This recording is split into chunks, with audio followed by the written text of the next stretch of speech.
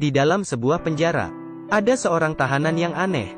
Dia memanjat dinding setiap hari, hanya untuk melatih kekuatan tubuhnya. Orang lain bersantai, dia angkat berat. Orang lain istirahat, dia latihan pukul. Serta latihan push up dan pull up. Angkat kayu selalu pilih yang paling berat. Hari hujan selalu latihan lari. Alasan Kyle ingin jadi kuat, karena dendam di dalam dirinya. Sebelum masuk penjara, dia hanya pekerja buruh. Dan ada seorang istri yang cantik. Malam itu, seorang penjahat masuk ke rumah mereka. Kyle mendengar istri yang minta tolong. Dengan buru-buru, dia pulang ke rumahnya. Ketika sampai rumah, istrinya sudah terbaring berlumuran darah dan sudah meninggal. Saat itu Kyle menangkap penjahat itu dan dibawa ke pengadilan. Namun rupanya, penjahat itu adalah anak orang kaya. Dia menyogok hakim dan dibebaskan tanpa hukuman. Melihat penjahat yang dilepas begitu saja, Kyle sangat marah. Saat pengadilan selesai, dia merebut pistol polisi dan menembak penjahat itu. Dia pun berhasil balas dendam. Namun setelah itu, hal menjadi rumit. Dia dipenjara seumur hidup dan dikurung di penjara yang paling sadis. Tahanan di sini sangat ganas. Mereka memukul dan membunuh orang. Dan polisi di sini mata duitan. Tahanan yang baru masuk, barangnya akan diperas hingga habis. Seorang polisi melihat cincin pernikahan Kyle. Dia tidak kasih. Namun dia pun dipukul, lalu direbut cincinnya. Di dalam penjara ada tahanan mesum, Andre. Suka mengganggu orang lemah. Billy tahanan yang baru masuk bersama Kyle. Sering diganggu oleh Andre. Namun polisi pura-pura tidak tahu. Karena Andre memberikan uang. Malam itu, Billy yang disiksa berteriak dengan kuat. Kyle pun susah tidur. Keesokan hari, dia melihat Billy yang disiksa. Dan muka Andre yang sombong. Dia pun terpikir, si pembunuh yang membunuh istrinya. Dia pun memukul muka Andre. Kemudian mereka bertengkar. Polisi pun menahan mereka. Namun mereka hanya menangkap Kyle dan melepaskan Andre, karena Andre memberikan uang. Kemudian, Kyle dikurung di kamar gelap. Ini adalah tempat yang paling seram di penjara. Melihat air kotor yang mengalir masuk, dan sangat busuk, dinding yang dipenuhi bekas darah, membuat orang sangat takut. Setiap hari hanya diberi makan yang mirip makanan ternak, dan hanya bisa tidur di atas batu yang dekat dengan air yang busuk. Kyle pun sangat tersiksa. Tengah malam, dia membuat tali dari pakaian untuk gantung diri. Namun tali dari pakaian tidak cukup kuat. Dia pun menabrak kepalanya ke dinding kamar. Dia pun sangat pusing. Saat itu, seekor serangga terbang mendekati Kyle yang lemas. Lalu serangga terbang ke arah mangkuk makanan. Kyle pun mengambil mangkuk. Serangga pun menghinggap di sendok, seperti memberitahunya, makanlah agar bisa hidup. Saat itu juga, Kyle terpikir istri baik yang sudah meninggal. Dia kembali semangat untuk bertahan hidup. Dia pun makan makanan di mangkuk. Ketika Kyle keluar dari kamar gelap, polisi mengurungnya di sebuah kamar yang ada 4 kasur, namun hanya 1 orang tahanan. Polisi pun bilang, dalamnya adalah tahanan yang sadis. Sebelumnya 3 tahanan dibunuh oleh dia. Jika kamu tidak ingin mati, kasih saya uang, akan diganti kamar.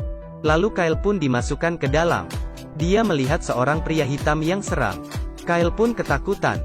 Keesokan hari dia menemui polisi. Dia pun memberikan semua uangnya, agar diganti ke kamar lain. Namun polisi bilang uangnya tidak cukup. Kyle pun sadar dirinya ditipu. Namun dia hanya bisa diam. Dia pun mengetahui bahwa ada 3 geng di dalam penjara itu yang sering berkelahi, dan Andre yang dulu dia pukul adalah tangan kanan salah satu geng, dan seorang jagoan tinju. Benar, di penjara ini ada pertandingan tinju. Yang menang akan semakin naik daun, yang kalah akan mati di tempat. Polisi dan kepala polisi pun tahu, namun mereka tidak melarang, malah mendukung pertandingan tinju, karena bisa mendapatkan untung. Dan gengnya Andre terus mengganggu Kyle. Saat kerja, mereka memukuli Kyle. Polisi hanya melihat dan tidak melarang. Setelah itu mereka mengurung Kyle di kamar gelap. Pada saat hujan, air hujan masuk ke dalam kamar, membuat kamar tadi semakin parah. Akhirnya Kyle sadar dan mengerti, dalam tempat ini hanya kekerasan yang bisa melindungi dirinya sendiri. Dia mulai latihan, tiap hari manjat dinding, push up dan latihan tinju, angkat kayu yang berat, latihan lari. Setelah latihan beberapa bulan, Kyle pun bertanding untuk pertama kali. Lawan dia adalah musuhnya, Andre. Pertama-tama Kyle dipukul dengan kuat, lalu ditendang perutnya, dan dipukul terus oleh Andre. Namun dia masih bisa tahan. Lalu saat ada kesempatan, dia melakukan pukulan balik, terus-menerus. Andre pun melawan, pukul dia dengan keras.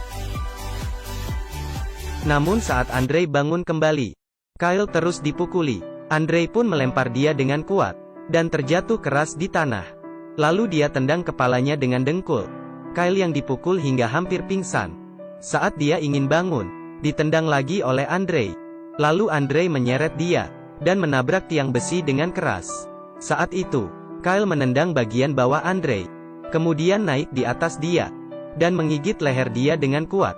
Namun saat itu, polisi melihat ada yang salah, berusaha melalai mereka. Namun Andre yang digigit Kyle sudah meninggal. Melihat Kyle, polisi dan tahanan, serta ketua geng, semuanya pun terkejut. Mereka melihat sendiri Kyle yang menggigit leher lawannya, dan suara teriakan yang seperti binatang buas. Tidak ada yang berani mendekatinya. Dari saat itu, Kyle menjadi jagoan tinju yang baru. Cara dia bertarung, jika dipukul sekali, ditahannya, kemudian membalas dengan 4, 5, 6 pukulan, hingga lawannya terjatuh. Dan aturan tinju adalah, yang kalah akan mati. Jadi Kyle membunuh banyak lawan. Dia pun semakin naik daun. Dia memotong rambutnya, dengan gaya yang keren, seperti seorang ketua geng, yang dulunya sering dipukul, sekarang sudah menjadi kuat. Namun seseorang berbeda dengan Kyle. Dia adalah Billy. Dia hanya bisa kabur dari kekerasan di dalam penjara. Beberapa kali kabur, namun ditangkap lagi. Namun tidak putus asa. Hari itu, dia membuka pintu dengan kunci yang dia curi. Dan saat dia ingin mengambil gapit, polisi menemukan dia. Kali ini Billy disiksa dengan sadis. Polisi mengurungnya dengan pria yang kuat, dan disiksa hingga hampir mati. Sebelum Billy meninggal dia bilang, jangan berubah menjadi orang yang mereka inginkan. Kyle pun menyadari kesalahan dia. Dia mulai menolak kekerasan. Dalam satu pertandingan tinju, lawannya adalah tahanan yang membunuh Billy. Kyle langsung menyerah diri.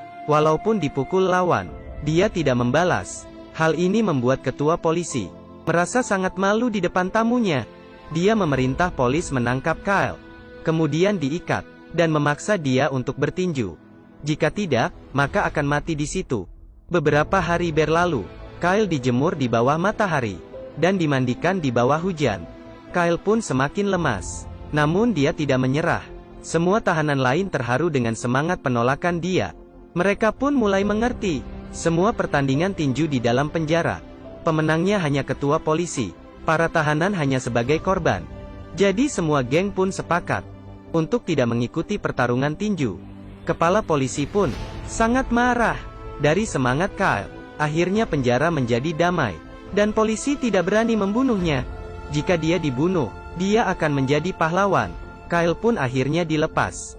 Ketua polisi pun berencana membunuh dia, namun bukan dilakukan oleh polisi. Dia melepaskan seorang tahanan. Dia bertubuh besar, seperti seorang raksasa. Dia melepaskan ikatan dan mulai menyerang, serta memukuli Kyle hingga hampir cacat, dan mencekiknya hingga hampir mati. Pada saat itu juga, Kyle berusaha memukul pintu besi. Raksasa yang mendengar suara itu pun melepaskan tangannya. Rupanya, setiap Kyle dikurung di kamar gelap, dia mendengar orang sebelah mengetuk dinding. Dia pun akan membalas dengan ketukan. Dan akhirnya, mereka pun menjadi teman misteri. Dan dia adalah si raksasa. Si raksasa tidak pintar, namun dia mengenali Kyle, dan memegang muka Kyle. Ketua polisi pun sangat bingung. Dia memerintah bawahan menembak si raksasa. Si raksasa demi melindungi Kyle, dia menahan tembakan dan menyerang polisi, hingga mereka terluka parah. Dengan sisa tenaga, dia membuka pintu penjara, dan akhirnya terjatuh. Tahanan yang marah pun keluar, dan menyerang polisi. Kemudian kekacauan dimulai. Mereka merusak, membakar dan kabur penjara. Akhirnya polisi mengerahkan tim khusus untuk menembak mereka, dan menahan mereka. Pada kekacauan kali ini, Kyle bertemu dengan tahanan pria hitam itu. Rupanya dia bukan pembunuh sadis.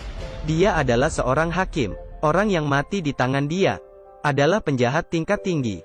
Pria hitam itu menyimpan sebuah buku. Di dalamnya adalah bukti kekerasan polisi selama bertahun-tahun. Dia memberikannya ke Kyle, agar Kyle melaporkannya saat di luar. Bagaimana cara Kyle keluar? Sudah direncanakan oleh pria hitam itu. Dia ingin Kyle mengikuti pertandingan tinju. Menang ataupun kalah, ketua polisi pasti akan membawanya pergi untuk dibunuh. Dan saat itu adalah waktu yang tepat untuk kabur penjara. Akhirnya Kyle mengikuti pertandingan tinju. Lawannya adalah orang yang membunuh Billy. Kali ini dengan kekuatan penuh. Kyle melawan dia, lalu dilempar ke tiang kayu. Dan berhasil membalas dendam untuk Billy. Dan Kyle pun dibawa pergi. Saat di garasi mobil, pria hitam itu pun menyerang polisi. Dan membunuh para polisi. Lalu dia menyuruh Kyle memakai baju polisi. Dan pergi menggunakan mobil ketua polisi. Namun pria hitam itu tidak pergi. Dia masih ada hal penting yang harus diselesaikan. Dengan cepat, Kyle keluar dari gerbang penjara. Dan pergi dengan bukti kejahatan polisi. Dan akhirnya dia bebas. Akhirnya pria hitam itu masuk ke dalam kantor ketua polisi.